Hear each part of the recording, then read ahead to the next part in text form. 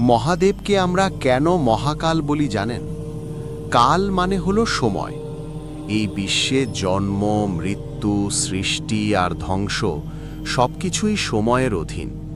কিন্তু যিনি সময়কেও নিয়ন্ত্রণ করেন, যিনি সময়েরও পরের শক্তি, তিনি হলেন মহাদেব। তাই তার নাম মহাকাল।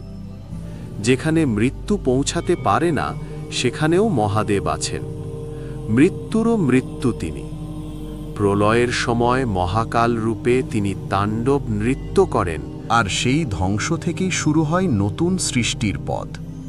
মধ্যপ্রদেশের উজ্জয়িনীতে মহাদেব মহাকাল জ্যোতির্লিঙ্গ হিসেবে বিরাজ করছেন।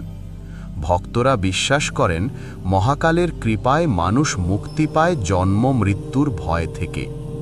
তাই মহাকাল শুধু দেবতা নন, তিনি হলেন সময়েরও প্রভু, যিনি চিরন্তন ও অমর। ওম নমঃ শিবায়। আপনার দিনটি শুভ হোক।